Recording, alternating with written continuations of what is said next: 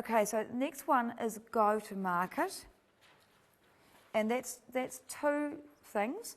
One is the promotion and the marketing.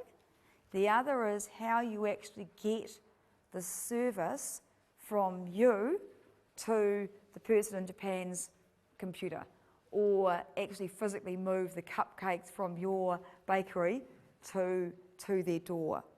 So, and this is very old classical marketing.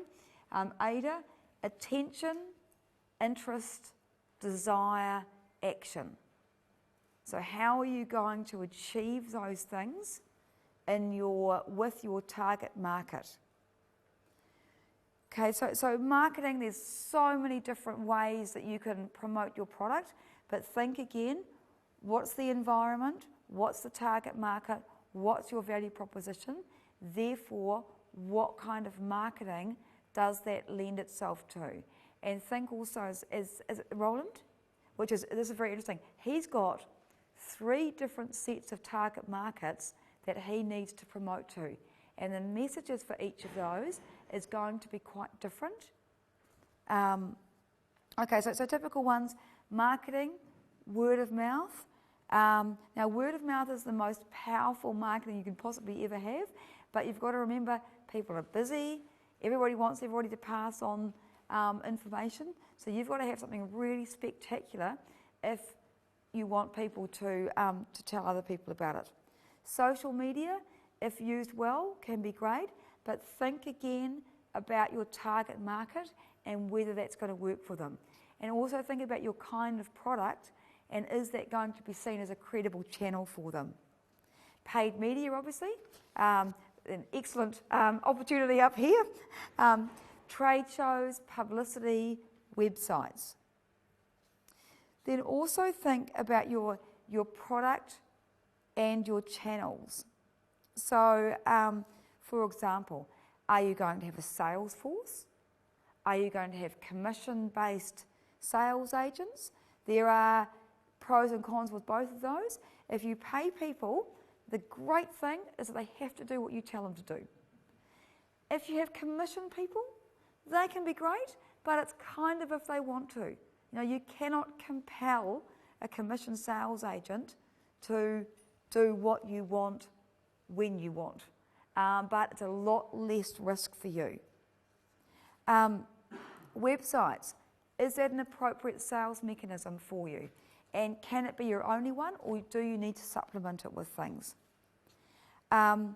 Should you have your own stores? So we see interesting things. I find Farmers an amazingly interesting retail chain.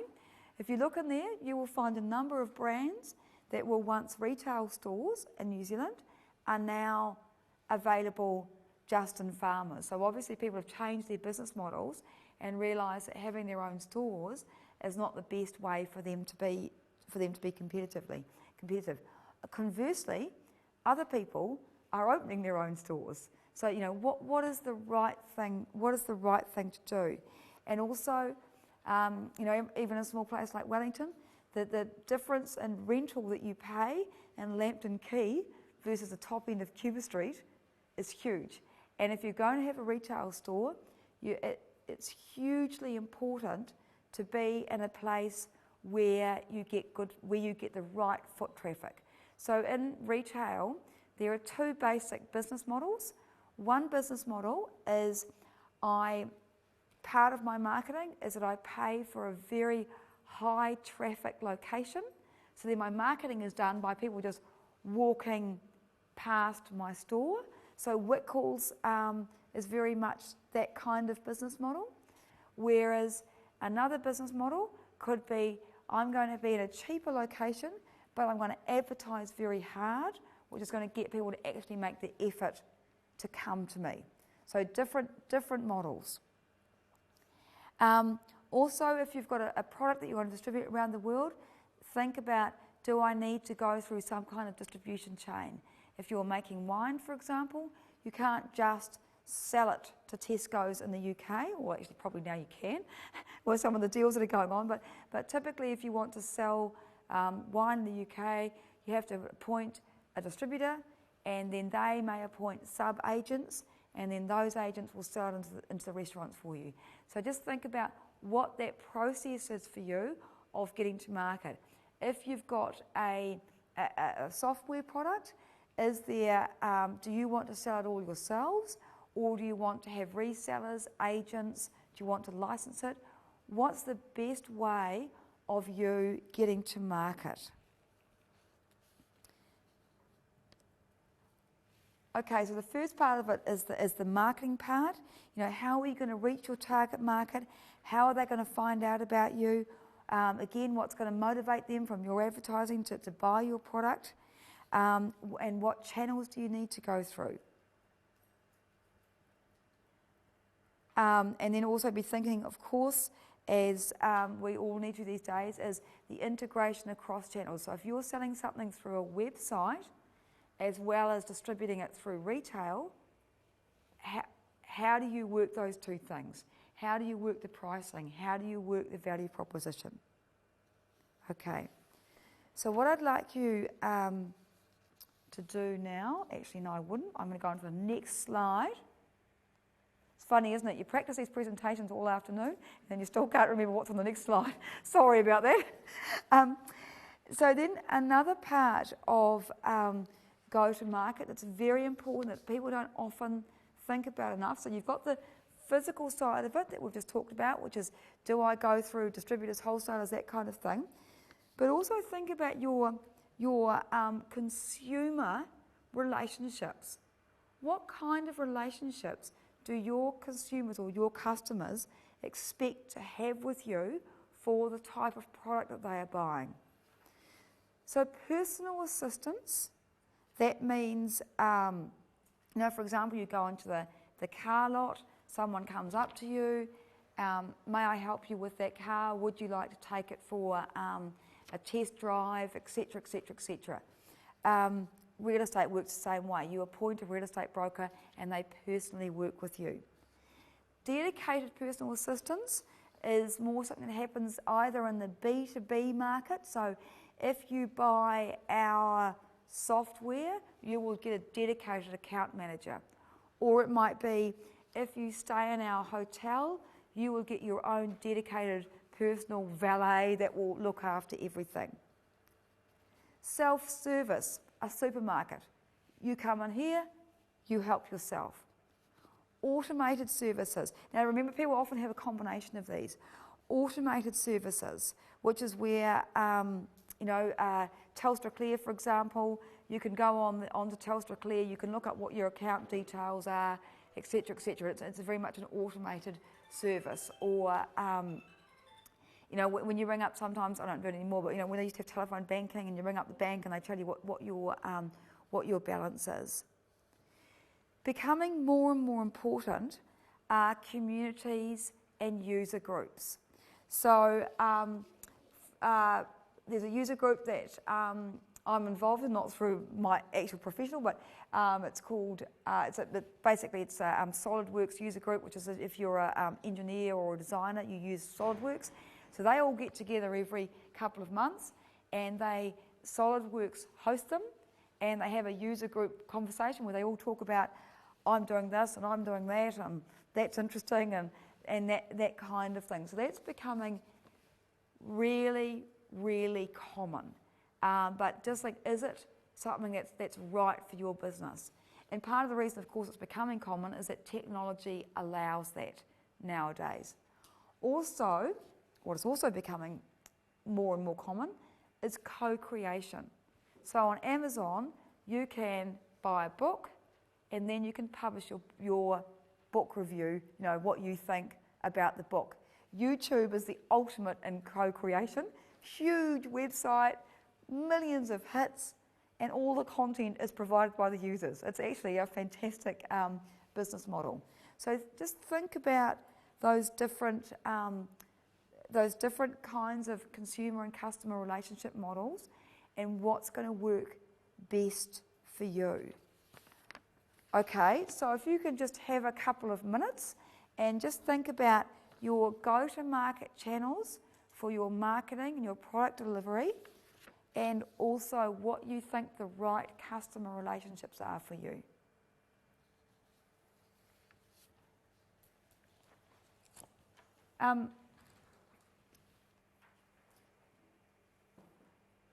Okay, so very importantly, competition. Every business has competition. Even if you think you don't have competition, you do have competition. So naturally, we always think about competitive products and services, but more importantly, think about competition for time and money, or simply doing nothing. Because there are so many things that, I get, people, I hear about this and that and this and that, but I only have 48 hours in my weekend. I can't go and do all of those things, and sometimes it's easier just to do nothing. So, who else is in this space? What differentiates you? Very important is, what are the barriers to entry? So even if your space that you're taking now is empty, so to speak, who could come in and compete with you, and how are you going to stop them? And there are a number of strategies for that. How easy would it be for people to move into the market after you? What are the relative strengths and weaknesses of the competition? So just quickly on barriers to entry. So there's lots of different ways that you can stop someone else from competing with you. One is that you're technologically so far ahead of people that they think, I couldn't do that because it would take me 5 years to invent to do that, and by the time I've done that, you'll already be on to the next one. Also, what's very common is first to market. So if you look at, say, I know Telecom's lost heaps of market share in the last few years, but basically they were the first to market. So it was enormously difficult for anybody to knock them off their peg. One that is also very common, which probably doesn't apply to anybody in this room, but when you've got something that's got a huge infrastructural cost associated with it, there's a natural barrier to entry. Other barriers to entry are, that you, as a brand, you get the interest of people. Like what certain, a lot of people think about Apple. Nobody could take away that Apple brand from Apple, and even if someone does bring out a better product, people will still think Apple's great. Other barriers, of course, are patents, trademarks, design registrations, and also for those of you that are in business-to-business type operations, is being able to sign people up for long-term contracts to stop other people from coming in. Okay, so just if you can quickly think about your competition, both what it could be now, what it could be in the future, and how you might overcome that. Okay, so the next thing we're going to talk about is revenue streams and cost structure. Now I'm going to try not to talk about this too much because that's the subject of tonight's seminar. Is everybody staying on for the seminar tonight? Most people are. Very good. Okay, so just very simply, now there's some really great information on business.govt.nz, and on business.govt.nz they have a P&L and a cash flow forecast that you can just use online, and then you can print it out and submit it as part of your business plan. So how's that for a tip, eh? That made it worth turning up, didn't it? Business.govt.nz. Okay, and just, I'll come back to a P&L and a cash flow. But just very simply, how are you going to make money? Now, in the Bright Ideas competition this year and last year, we got lots of amazing websites, wonderful websites, but no idea of how they were actually going to make money from it. So making money is good. Now, it doesn't matter if you're a non-profit, because even if you're a non-profit, you've still got to have some kind of revenue stream where it all makes sense. So these are just some common ways of how people make money. So 100 years ago, pretty much everything was asset sales. So that's asset sales is, I'm Amazon, I sell you a book. I'm Continental Motors or Continental Cars, I sell you a car. Usage fee, very common. Mobile phones, XYZ amount per minute for the use of the, to make the phone call. Subscription fees, also very common. Gyms are very common. You also get subscriptions with Sky TV, that kind of thing, where it's a per month price no matter what you use. Now, interestingly, in business models, where there's been a lot of, quite exciting things happen is when someone takes an existing product, but they change how this revenue stream works and therefore create a very successful business. So computers, when they very first came out, which I don't expect anybody here to remember, you could only buy computers, right? But then some incredibly smart people started leasing computers. So that made computers more affordable or more attractive for many, many more people. So really think about what you can do that changes the game slightly. Lending, renting, leasing has become very common over time. Licensing fees, and again, Roland, that's something that you might want to look at, is rather than you needing to sell it to all the children in Korea or all the children in Japan, is there someone that you can license this to that's already working in this market that would have an interest in developing the product for you? Brokerage fees, also very common. Trade Me, they sell your product, they charge you a brokerage fee for it. Real estate agents. Advertising and sponsorship is also a legitimate revenue stream. So we look at Google AdWords and all sorts of different things like that, where you see websites that their revenue stream is actually the advertising that they are selling as part, as an aside to the content.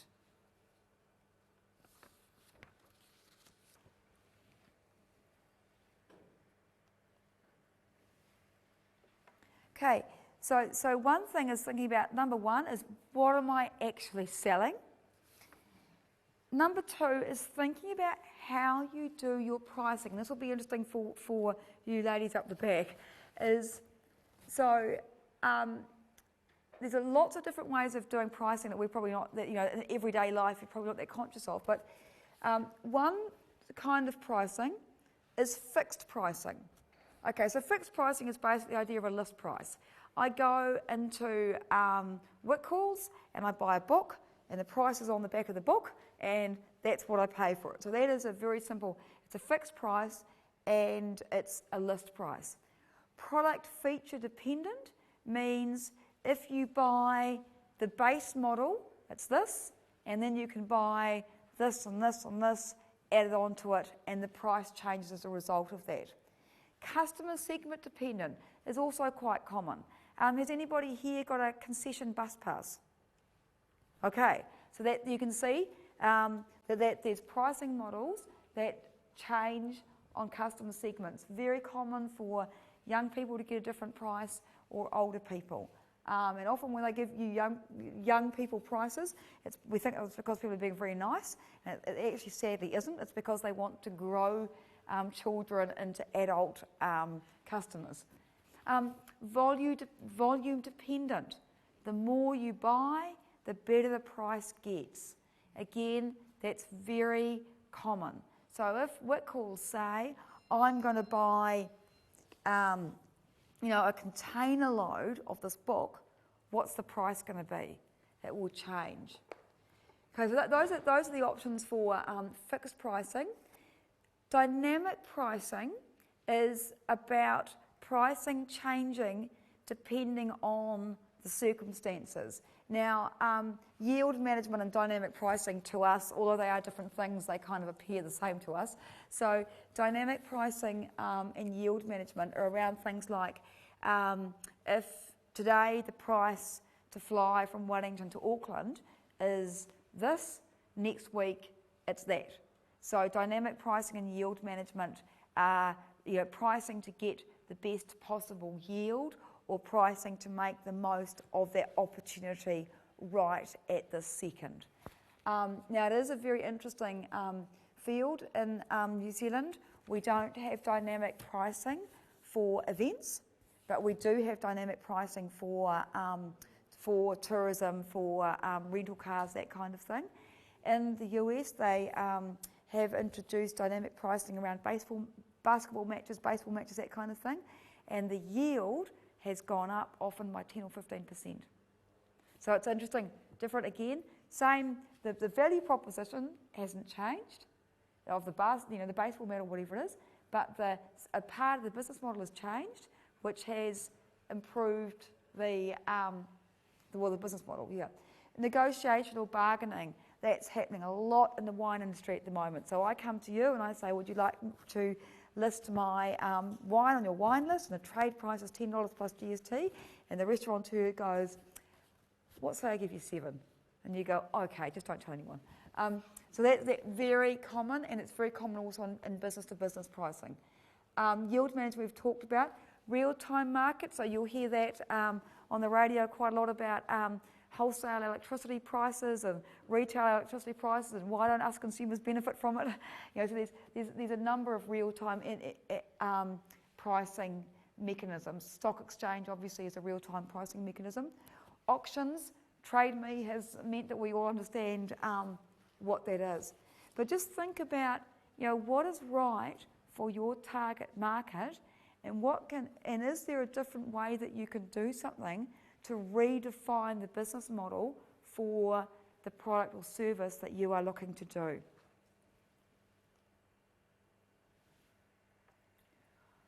Okay, so basically you've looked at your revenue streams, so what am I selling and how am I getting the money in? Then look at your costs. So fundamentally, there are 2 different kinds of cost models. One is cost-driven, which is get the cost down, get the cost down, get the cost down, and there's lots of those. Like you'll see even with retail, and actually clothing retail is probably a good example of this. Some clothing brands are all about getting the cost down. So Glassons is about giving you the best fashion at the lowest cost today, and don't worry too much about the quality of the goods because you probably won't be wearing them in 6 weeks anyway. Value-driven, luxury goods, where we're not looking at pushing the cost down, we're looking at giving the best possible value to the buyer. And that would be, if you look at clothes again, that would be the top-end designer-type clothes that are of high quality, they'll last for 10 years, 20 years, and very high quality finishing and detail. Okay, when you do your costs, and Dave Allison will be talking about this later on, but when you're looking at the costs of your business, every business has fixed costs and variable costs. And one of the decisions that you make as a business owner is what costs should be fixed and what costs should be variable. Okay, so typically if you have a retail, is easy to talk about. If you have a retail operation, normally you have a fixed cost because your rent is the same no matter how many people come into your store. And fixed versus variable is what I was also talking about with Salesforce. If you pay people in economic terms, I'm talking about, not necessarily where it fits on the actual spreadsheet. In economic terms, a fixed cost, that becomes an overhead because you've got to pay them no matter what they sell. Whereas a variable cost, if you've got someone on commission, means they only get paid when they sell. So fixed cost, you incur it no matter how much you're selling. A variable cost, you incur it as a cost of goods. So your ingredients, for example, are a variable cost because you're only incurring them when you sell them. It's important, although I realise that you are all starting businesses, think about economies of scale and economies of scope, because not so much for how that affects you today, but what advantages that may give your competition over you. So someone like, let's look at, say, if, which I know would never happen, but I'm just trying to think of something. Let's say that a big gaming company decided to go into your market that you're talking about. Okay, what could happen? They've got economies of scale, so everything that they do, because they've got 1,000 of these things around the world, everything they can do way cheaper than you can, because they can buy all the supplies a lot cheaper. They can have their accounting staff can be doing accounting for 700 locations rather than 3, things like that. So just be careful when you are developing your business plan. Think about your competition and think about who's got the better economies of scale and therefore what the pricing differential may be. Economies of scope is exactly the same sort of thing, is that if you are a huge big multinational, so if you are Unilever and you are in every supermarket in the world and in perhaps 5 different or 6 different categories in each supermarket, you have economies of scope. So then if Unilever develop a new product, they've got a channel that they can just whisk it down with very, very little additional cost to them. So just think about the advantages that some of your competition will have over you and think about what kinds of economies that you can create. Now, something that a lot of Wellington startups have done, which has given them economies of, I don't know if it's economies of scale, but the idea of these kind of, you often get these kind of co-founder agreements. So you get lots of guys working together and everybody does a little bit and they do it after hours, and then somehow or other they create a business which is more the cost per unit or the cost per whatever their per that they're doing becomes cheaper. So there are ways of doing it as a small business, but just think that through a little bit. Okay, and now I'm not going to talk about this, but there are 2 main financial documents that people use. One is a profit and loss, and one is a cash flow. Okay, so the cash flow, very simply, is the amount of cash that I need to pay my bills. Okay, and that can be. It's about the cash flow is about what I need today to pay my bills tomorrow. The profit and loss is about, and for those that are new to accounting, this might sound a bit confusing, but Dave Allison will go over it again tonight. The profit and loss is about the profitability of your business. So if I can talk about cupcakes for a moment, because that's probably easier to explain. You have, so to make a cupcake, sorry, what's your name? Alexandra.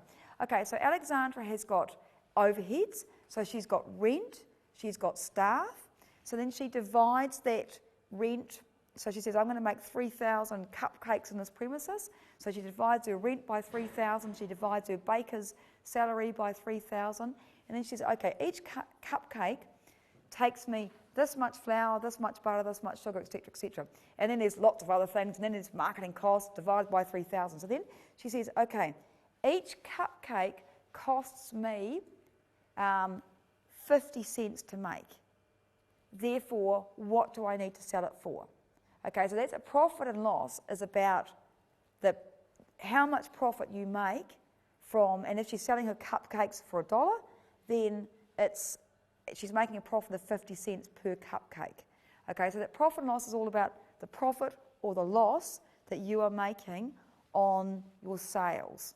Okay, the cash flow is about how much money I need today. So this week, the rent might be due. So this week, Alexandra needs more money, or the electricity bill, or whatever it is due, whereas next week, she might not have any expenses. So that's the difference between the two, but Dave will talk about that. Okay, so I'll just go back. Alrighty, so if you can just spend a couple of minutes just thinking about your any aspect of that you like, your revenue streams, your pricing mechanism, anything in particular in your costs that you need to think about.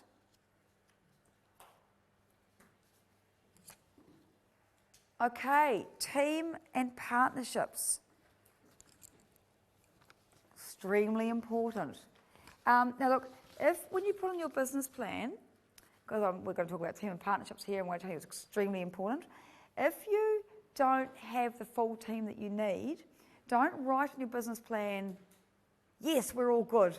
Write, we are still looking for a such and such. Because if you write that, then we know that you actually really understand what's involved in developing your business.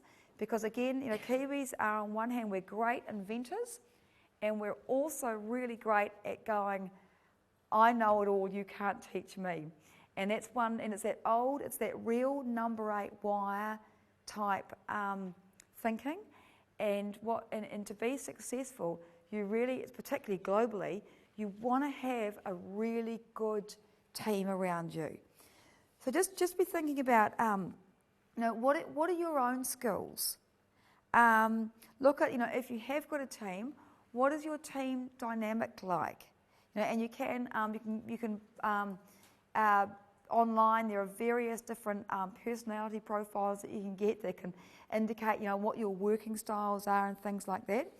But also think about, as your team, think about your unique advantages. So for example, what is your background? What are your backgrounds? Medical secretaries. Okay, so as a team, you've got a great advantage over anybody who is not a medical secretary because you know that part of the world. So try and think about what those advantages are, but also who you need to bring in to really develop that team. So if you're doing perhaps a web-based solution, you might think, well, on our team, we should have some kind of, not necessarily a coder as such, but someone that understands that part of the world. Okay, what are the credentials of your business partners? Now, something that we always say to people is, if you're going to have a global business, which I hope all of you here are going to do, because that's why we have the bright ideas, think global. Don't go international with the local accountant from down the road. If you're going to go international, have a PricewaterhouseCoopers, have a Deloitte, have a KPMG, because when you talk to people, that's going to make you look so much more professional. And the strange thing is that we often think, if I get a big name company, legal company, are going to be so much more expensive. Well, actually, they're not necessarily, because they have strong management structures where they have the senior partners and they have the junior people. So it's not always, I'm not saying, you make up your own mind, but think about, have I got the best partners on board, both the best partners in terms of actually developing this, but the best partners to help me to look credible in front of people. Who are the key partners, key suppliers? And also, there's sort of key suppliers and things like that. That could be a part of your business model as well. We had some people last year that were young guys. They wanted to distribute a product. When I first met them, I thought, so what? And then I realised, actually, this product that they were going to distribute actually was something that was really great. And somehow or other, I don't know how, they had managed to secure an exclusive license to distribute this product worldwide. But good on them. They'd worked out that the key thing that they needed to do in their team and partnerships was to have that exclusive arrangement, and they had it. And they had a queue of people waiting for the product. But it was also for the guy that owned the product, it was a win-win for him as well, because he was an inventor. That's all he wanted to do was invent things. So, it worked out well. So, great people are really important. and thinking about how you can develop your team, either by, and there's lots of different ways that you can do it. One, you can pay people. Two, you can bring in equity partners. There's all sorts of ways that you can do it, but please make sure you do have a team. And also, just going back to accountants and lawyers and things like that, include those people as part of your team from the earliest days, because there's no point, if you set up a business but you haven't set it up, financially correctly or legally, you haven't done the best job you could have done, then you could cost yourself so much money later on. And certainly at Grow Wellington, we see that all the time. We see people that say they've got a shareholder, they went into business together, it was great, now someone wanted to get out and they got a bit acrimonious or whatever, and they didn't want to spend the $3,000 when they started to get a shareholders agreement, so now it's going to cost them $20,000 or $30,000 to get out of it. And it was interesting, and this has been shared publicly, but our winner of our Bright Ideas Challenge last year, they have some really cool technology that they have licensed, and they went to get angel investment, and they thought it was great, and the technology was amazing and world-changing and all that sort of stuff. And then the angel investors picked up that in this technology that they had licensed, they did not have an exclusive license. So the angel investors said, look, looks great, but actually on paper, these people that have licensed you this technology could also license it to someone else. So those partnerships and that kind of thing are enormously important. Okay, think about what sort of strategic alliances that you can create. Is a joint venture the way to go? And also how you manage those buyer-supplier relationships. Suppliers and strategic partnerships are becoming more and more important. And it's all about that sort of optimisation and economies of scale. So for example, for you, you might be able to go to the biggest picture hook maker in the world and sign an NDA with them and get them to manufacture your product for you, because they can manufacture it, no doubt, way, way cheaper than you could ever do it yourself. And more those alliances are becoming mission critical to business success.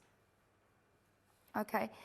Also, those alliances also reduce risk and uncertainty, which is a really big one. So if you've got a big supplier that are then supplying you with something, and say your business isn't going that well, it's okay because you haven't, so say for example, if you were making wine, if you've invested in a bottling plant, which could cost you a lot of money, and then the wine prices go down, you've got a huge amount of risk. If you didn't invest in the bottling plant but got a contract wine bottler to make the wine for you, you can see how your risk is reduced significantly because you just don't give them as much wine as you were giving them. And be thinking about what resources you need to acquire versus what resources you can rent or lease or get some other kind of way. Just looking at the time. Is it okay if we go a few minutes? Or just only a few? Okay. So I won't stop for you to do that yourself. You can work that through as you go. Activities and resources. Again, a very key part of the business model. Very simply, the stuff that you have to do or the things that you need to do to make your business work. Key activity for you, I think, is probably baking. Key activity for you guys is transcription. So just think about what are those key activities and what are the resources that you need to perform those activities, and have you got a way of doing that? And I know that sounds ludicrously obvious and simple, but many people go into business with really great ideas, and we see this in New Zealand, and they go, wow, this is going to be really great, it's going to be great, and blah, blah, blah, and they do all this work, and then they find out when they've invested a lot of money, that actually there is nobody in New Zealand that can contract manufacture whatever it is that they want. And we actually had one of the bright ideas like that last year, and they were very disappointed when they realised that actually they couldn't physically make the product that they wanted to make. Okay, think also about the we say intellectual, but it sounds a bit funny in this context, but think about, here's the place where you think about brands, proprietary knowledge, patents, copyrights, partnerships. Customer databases are a huge resource. Again, and also think about, in terms of this kind of thinking, the financial side of this. I mean, obviously the financial resources you need is one thing, but also just think about how the finance side of what you're doing is going to operate. So, for example, you'll see, one way that a business works is by cash. I love those little coffee hole-in-the-wall places because I think it's so great. People just rock up, they give you money, that you take it. It's perfect. The moment that you put your FPOS PIN number in there, the money is in their bank account. But unfortunately, not all business models are quite that simple. What we're seeing now a lot is long lines of credit. So, you can go into Harvey Norman and you can put something on your Q card and you can take forever to pay it off.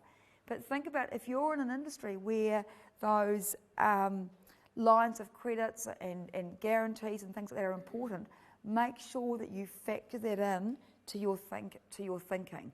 And also think about, in terms of your employees, to motivate them and to keep them as part of the team, do you need to do something like offer, for example, stock options, equity of some kind?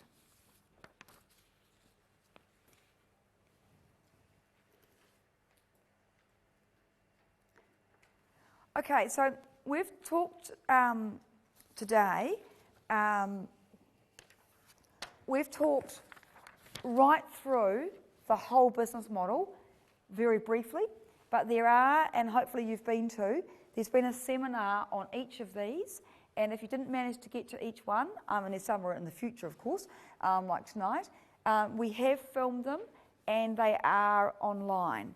But just think about, and as you go about your daily life, think about different kinds of business models. So, some businesses purposely have different kinds of business models from their competitors as a way of being successful. So, and this is just a couple of examples just to get you thinking a little bit, but an unbundled corporation is where you have a big corporate that might have, say they've got some kind of infrastructure and they've got some kind of sales team and then they've got some kind of financial resourcing. An unbundled corporation would mean that the sales side of the organisation, which would be its own different company, might buy from that company or they might buy from somewhere else. The infrastructure part of the company might sell to the sales force, but they might also sell somewhere else. Now, you guys are not huge multinational corporates yet, but just keep that in mind for when you are. Long-tailed business models, less of more, and this is something to think about. So say Amazon, for example, they can have a long-tailed business model because they can have books that, because of their business model, they can have books that only 3 people in Wellington want because of their way that they manage their inventory. But Whitcoulls couldn't do that because of the retail space. They've got to have 10 books in each store. So it's not always about, always selling the most popular lines. You can change your business model so that it's profitable having a long tail. Multi-sided platforms that we've already talked about. Then another one, which of course is becoming very popular, is free as a business model. So what that means is, doesn't mean there is no revenue, what it means is that non-paying customers are financed by another part of the business or by another customer segment. So often, you know how you can get free 30-day trials? That's great, but that's actually being financed by all the people that have signed up for an ongoing subscription or whatever it is. Or sometimes, you know, kids go free, but actually the adults are the ones that are paying for all those little kids to go to and see Happy Feet at the zoo. Okay. Then, to take this business model into a business plan, so firstly we've said, okay, firstly you need the environment, which is going to influence your decision making about all of these different things. Then you've got two other pieces that you need. One piece is a section in your business plan where you look at the risks and limitations for each part of the business model.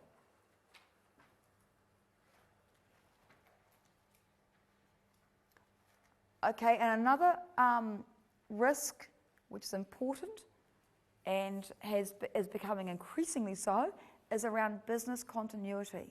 So what happens if, you know, and it's interesting, even with the polar blast that we had a couple of weeks ago, I was down at the ECCC, the Employers Chamber of Commerce, and they had all these retailers ringing them up saying, we've had to close our shop, and so do we have to pay the staff? Okay, because they've got the cost. So if you were, you know, let's say go back to our friend Pack and Save, you've got, I don't know how many people working there, 100, maybe 200, but if you've closed the store, you've got no way of getting revenue in, but you've still got the expenses of rent, salaries, all that kind of thing.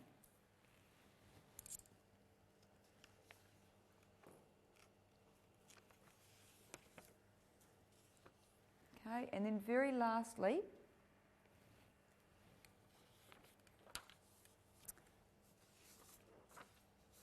I think I've skipped one somewhere. Very lastly, do an action plan or a timeline or a milestones for how you're going to achieve all of these various different things. So you've described this wonderful business model to us, and then what you need to say is, in November, I'm going to do this. In December, I'm going to do that. In January, I'm going to do that. And in February, I'm going live, or I'm doing this, or I'm doing that. Okay, so just to finish, the business plan is simply the plan for how you are going to successfully implement the business model that you have described to us. It's the roadmap. The business plan, as I said at the beginning, is absolutely central to most organisations. In most organisations, it's an annual process, so a business plan is always designed as a dynamic document.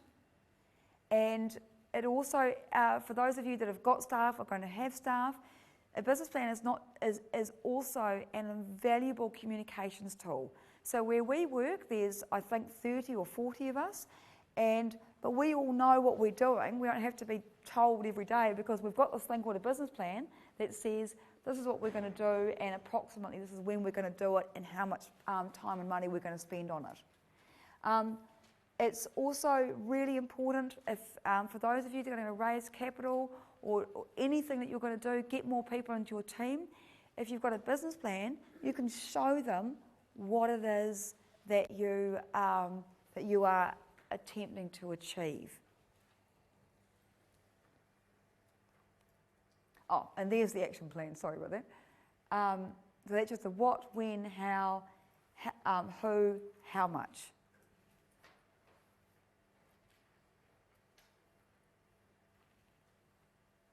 And this presentation is actually already on the website, isn't it?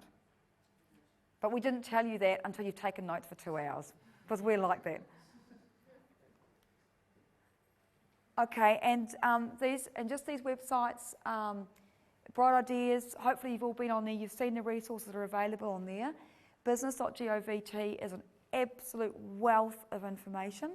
On business.govt.nz, they also have a business plan template, and I just want to reassure you that there is no perfect one business plan template. We have a one that we use for the Bright Ideas Challenge because your startups and you need to get the business model right. We've developed a business plan template that's very much around the business model, but there are they're all very similar, but just use what works best for you. And then I also want to do a little ad here for Marilyn Domney. Marilyn Domney is a full-time researcher at the Wellington City Library.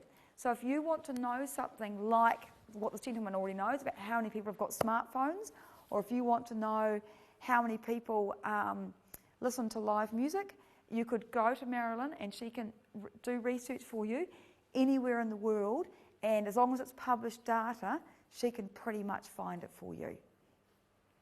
Okay, so notice how I include you in that. We have run over time. I don't take sole responsibility, although I probably should. But we've got some drinks and things like that over there. I'm here. The next session doesn't start till 5:30. I can see the lovely Dave Ellison out there. So if you've got any questions or anything, feel free. Stay, have a drink, have a snack, and we're here for your questions.